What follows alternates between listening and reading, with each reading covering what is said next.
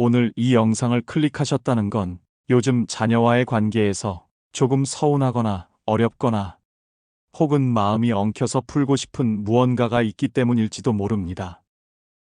같이 사는데도 자꾸 말이 안 통하는 것 같고 문자나 전화는 점점 줄어들고 보고 싶어도 먼저 연락하기는 머뭇거리게 되는 이런 마음 혹시 갖고 계신가요? 이런 고민은 나만 그런가? 내가 뭘 잘못했나? 싶을 수 있지만 사실은 우리 세대 대부분이 겪고 있는 이야기입니다.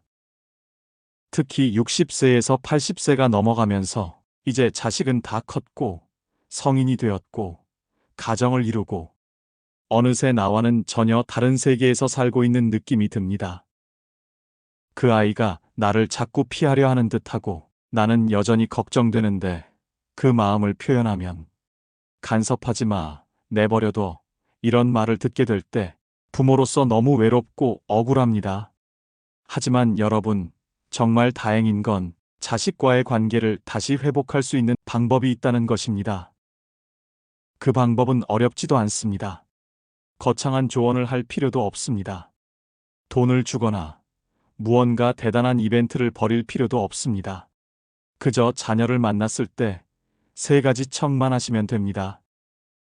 이 세 가지 척만 실천하시면 자녀는 여러분을 가장 편하고 안전한 사람, 내 편이라고 다시 느끼게 될 것입니다. 오늘 영상에서는 이 세 가지 척이 무엇인지, 왜 효과적인지, 그리고 구체적으로 어떻게 실천할 수 있는지 하나하나 자세히 풀어드리겠습니다. 첫 번째 척은 모르는 척입니다. 모르는 척은 무심함이 아니라 사랑입니다. 우리가 자녀를 떠올릴 때 가장 먼저 가슴을 채우는 감정이 뭘까요? 바로 걱정입니다. 그 걱정은 이유 없이 찾아옵니다. 잘 지내고 있다고 말해도 밥은 제대로 챙겨 먹는지, 아픈 데는 없는지, 일은 힘들진 않은지, 말은 안 해도 속상한 일은 없는 건지, 부모의 걱정은 자식의 얼굴을 보고 있어도 멈추지 않습니다. 심지어는 아무 문제가 없는 것처럼 보여도 걱정이 되지요. 저걸 꼭 저렇게 웃어야 하나? 속으로 울고 있는 건 아닐까? 아무 말 없는 거 보니 더 힘든 건 아닐까? 그런데 이 걱정을 말로 꺼내는 순간 우리는 자녀의 마음에서 한 걸음 멀어지게 됩니다. 왜냐하면 지금 자녀 세대는 자기 삶에 대해 설명하거나 해명해야 하는 상황을 굉장히 불편하게 느끼기 때문입니다. 자식 입장에서 걱정은 신문처럼 느껴집니다. 부모가 요즘 애 보느라 힘들지? 라고 물으면 자식은 이렇게 생각합니다. 내가 힘들어 보이나? 또 걱정하시겠네. 남편은 좀 도와줘? 왜 남편 얘기를 꺼내지? 혹시 우리 관계 의심하시는 건가? 직장은 계속 다닐 거니? 지금 내가 그만둘까봐 걱정하시는 거야? 아니면 날 믿지 못하는 거야? 자녀는 이런 질문들을 받을 때 마음이 불편해집니다. 심지어 자기가 뭔가 잘못하고 있는 것 같고 부모에게 실망을 안겨드린 것 같아 괜히 죄스러워지기도 해요. 이런 감정이 반복되면 자녀는 점점 연락을 줄이고 말을 아끼게 됩니다. 또 뭐라고 하실 것 같아서. 이런 말 한 번쯤 들어보셨을 겁니다. 그래서 필요한 것이 바로 모르는 척입니다. 모르는 척은 무관심이 아닙니다. 오히려 아주 큰 사랑의 배려입니다.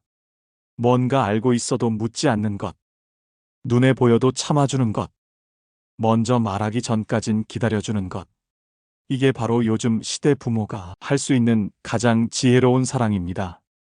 자식이 이혼했는지, 직장을 옮겼는지, 심지어 병원에 다녔는지까지 먼저 묻지 말고 기다려주세요. 왜냐하면 자식들이 당신에게 말하고 싶어질 때가 올 겁니다. 그때 그 말이 정말 준비되었을 때 들으면 부모도 더 이해하게 되고 자식도 더 편하게 받아들일 수 있습니다. 모르는 척은 이런 말 한마디에서 시작됩니다. 내가 준비되면 말해줘. 엄마 아빠는 언제든지 내 얘기를 들어줄 준비가 되어 있어. 이 말 한마디, 자식 입장에서는 세상에서 가장 따뜻한 초대장입니다. 자신이 안전하게 말할 수 있는 공간이 부모라는 것을 느끼게 됩니다. 왜 자식은 말하지 않게 되었을까요? 한 번쯤 떠올려 보세요. 혹시 자식이 어떤 얘기를 꺼냈을 때 걱정이 앞서서 바로 조언을 하거나 그러게 내가 뭘 했어 하는 식으로 반응하지 않으셨나요? 그 한두 번의 반응이 자식의 마음 속에는 아, 말하면 혼나겠구나. 또 실망시킬 것 같아 라는 상처로 남았을 수 있습니다. 그러니 이제는 말을 꺼내지 않으면 기다려주세요. 굳이 문제를 먼저 짚어내지 마세요. 말하고 싶은 날이 오면 그 아이는 가장 먼저 당신에게 말할 겁니다. 두 번째 척은 괜찮은 척입니다. 괜찮은 척은 기댈 수 있는 언덕이 되어주는 힘입니다. 부모는 평생 자식 걱정입니다. 70이 넘고 80이 되어도 애는 밥은 제대로 먹고 다니는지, 저 결혼 생활은 괜찮은 건지, 요새 직장 스트레스는 심하지 않은지, 이런 걱정이 마음에서 떠나질 않습니다. 부모의 마음은 늘 조마조마하고 긴장 상태입니다. 자식이 아프면 내 몸이 아픈 것 같고, 자식이 흔들리는 것 같으면 내 마음이 먼저 무너집니다. 그러다 보니 자식이 조금만 표정이 어둡거나 답답한 얘기를 꺼내면 우리는 반사적으로 말을 꺼냅니다. 그렇게 해서 되겠니? 엄마가 너 걱정돼서 그래. 그때 내 말만 들었어도 이 말들이 사랑에서 나왔다는 건 분명합니다. 하지만 자식은 그렇게 받아들이지 못합니다. 자식은 걱정 속에서 실망이라는 메시지를 읽습니다. 부모가 걱정하는 얼굴로 말할 때 자식은 이렇게 느낍니다. 나는 또 실패했구나. 나는 부모에게 자랑스러운 자식이 아니구나. 내가 이렇게 약한 모습을 보여선 안 되는구나. 그리고 그런 감정이 쌓이면 자식은 점점 부모에게 약한 모습을 숨기게 됩니다. 부모가 걱정할까봐, 또 실망하실까봐, 괜찮은 척을 하게 되는 건 오히려 자식이 되는 거죠. 그래서 부모가 먼저 괜찮은 척을 해주셔야 합니다. 괜찮은 척은 거짓이 아닙니다. 내 마음이 찢어질 만큼 속상하고 너무 힘들어 보이는 자식을 보면서도 담담한 얼굴로 말해주는 것. 그래도 괜찮다. 엄마는 내 편이야. 지금은 힘들지만 너는 분명히 다시 일어설 수 있을 거야. 이 말이 자식에게는 무너지지 않게 붙잡아주는 가장 든든한 밧줄이 됩니다. 왜 괜찮은 척이 자녀에게 힘이 될까요? 세상은 이미 자식을 향해 날카로운 말들을 던집니다. 왜 이것밖에 못했어? 요즘 이력으로는 안 돼. 요즘 사람들은 경쟁이 심해. 이렇게 많은 사람들 앞에서 상처받고 또 시험에 들고 자존감이 깎여 있는 자식에게 부모마저 날카로운 말로 다가가면 그 아이는 세상 어디에도 기댈 곳이 없게 됩니다. 그러나 단 한 사람, 부모만이라도 이렇게 말해준다면 괜찮아. 실수해도 실패해도 나는 너를 믿는다. 그 순간 자식은 다시 세상으로 나갈 힘을 얻습니다. 괜찮은 척은 단지 위로가 아닙니다.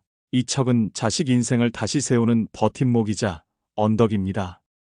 우리 자식이 인생에서 좌절하고 넘어지고 눈물 흘리며 돌아올 때 이 그래서 왜 그랬니?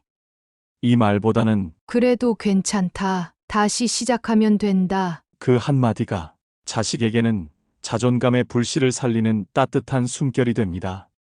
부모는 언제나 자식이 다시 걸을 수 있도록 기대는 언덕이 되어야 합니다.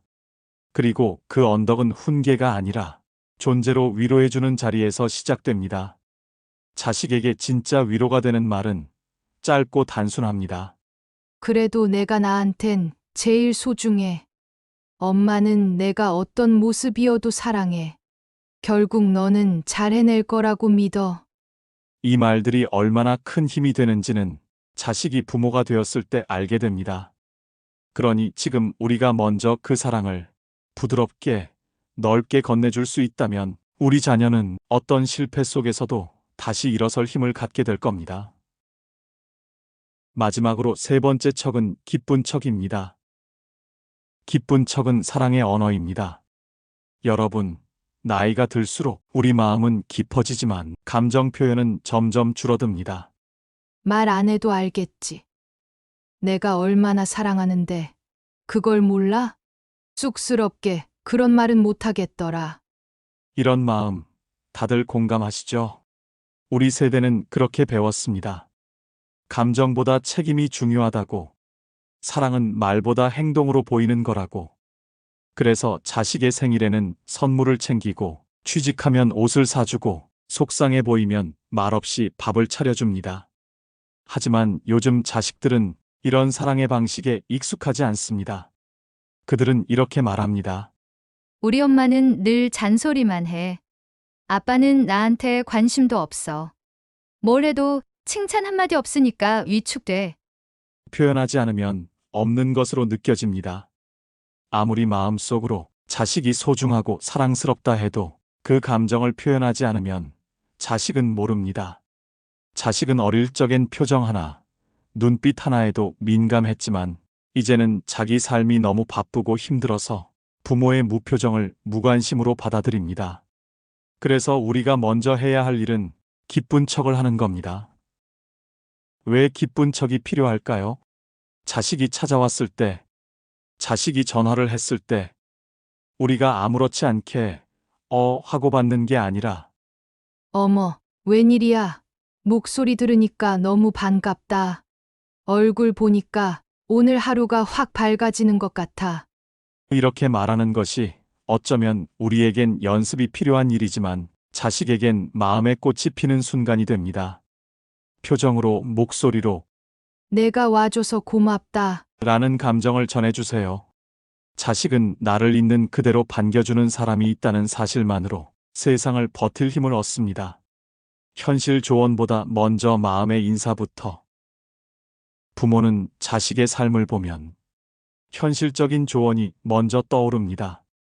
요즘은 이직이 쉬운 세상이 아니야. 애는 좀 엄하게 키워야지. 그런 직업은 미래가 없어.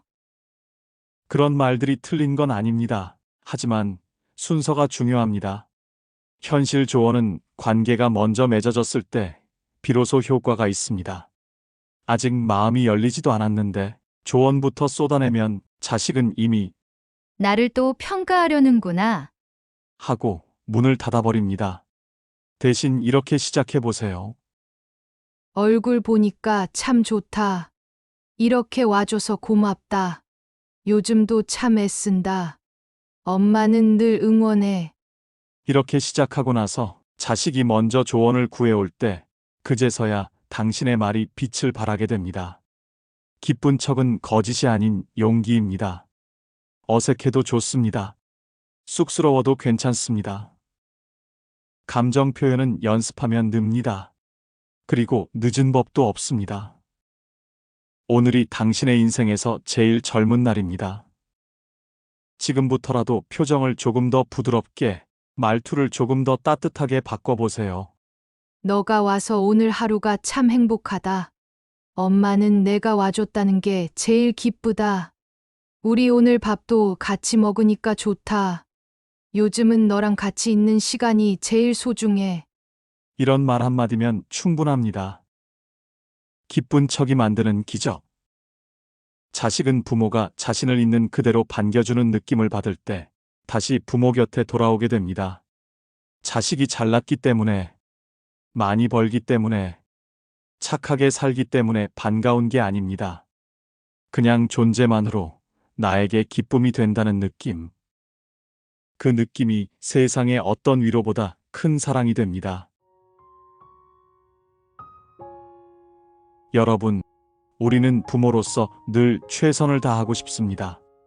더 나은 조언을 주고 싶고, 더 안전한 길을 안내해주고 싶고, 그 아이가 다치지 않게, 흔들리지 않게 살아가길 바랍니다.